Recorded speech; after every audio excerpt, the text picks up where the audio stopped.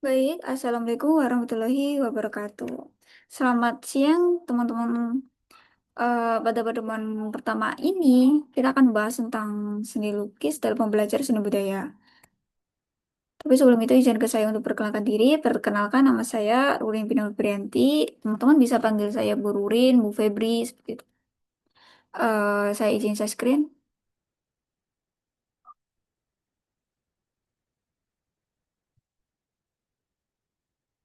Bentar.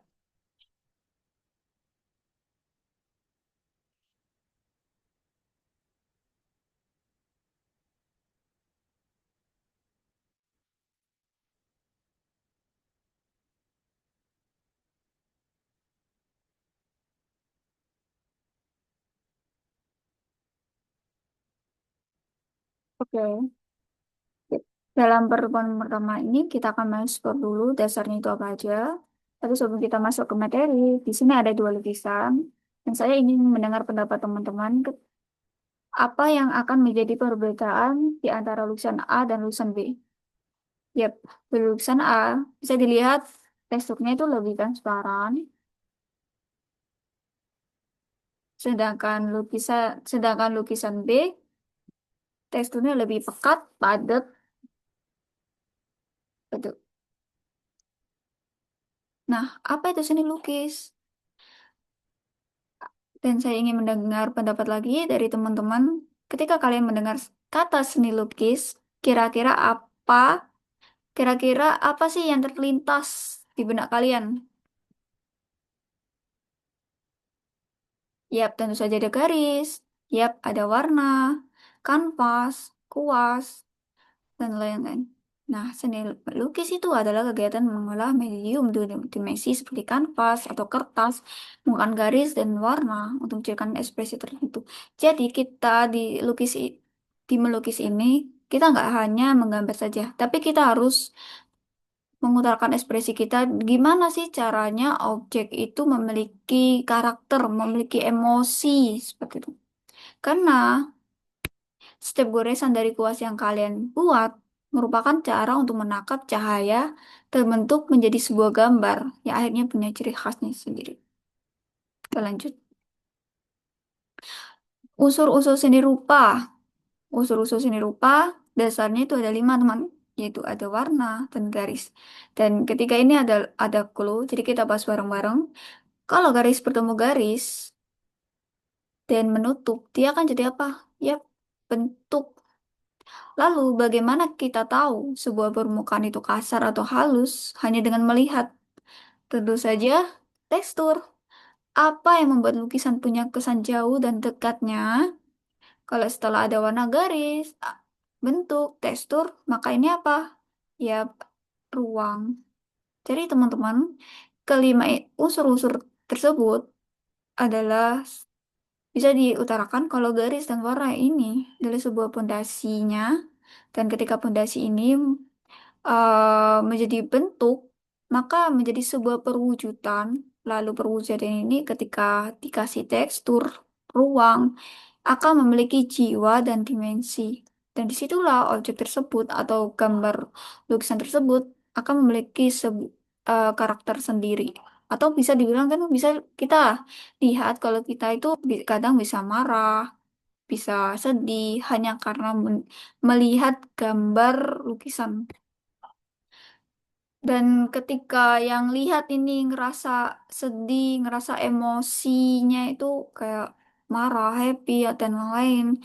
Berarti pelukis tersebut berhasil menciptakan karya yang benar-benar memiliki karakter.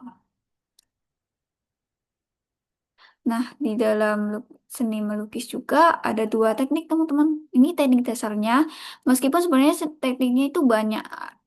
Tapi ini basicnya. Yang pertama adalah teknik akuarel. Kalau bisa dibilang itu teknik transparan karena bisa dilihat kita.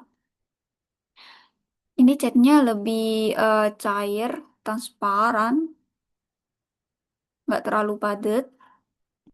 Karena menggunakan sepan warna yang tipis dan transparan.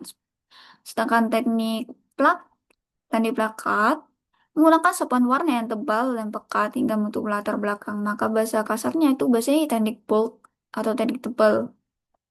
Nah, kalian bisa lihat di sini. Oke. Nah, sampai di sini teman-teman udah paham belum? Ya, kita bisa lanjut ke kuisnya. Nah, apa perbedaan utama antara teknik akuarel dan plakat dalam penggunaan air? Yap, di akuarel kita akan menggunakan air yang lebih banyak, sedangkan plakat itu sedikit. Jika kamu ingin membuat lukisan yang warnanya sangat pekat dan bisa mengubah warna di bawahnya, dari mana nih yang akan kamu pilih? Tentu saja adalah jawabannya teknik plakat. Sebutkan dua unsur seni rupa yang paling menonjol pada lukisan yang ditampilkan awal tadi. Nah, kita bisa lihat di sini unsurnya ada apa aja. Tentu saja warna, terus garis, terus bentuk, terus tekstur. Gitu. Nah, pada pembelajaran hari ini, teman-teman bisa reaction. Waduh, kebanyakan yang jempol ya. Paling mencolok soalnya.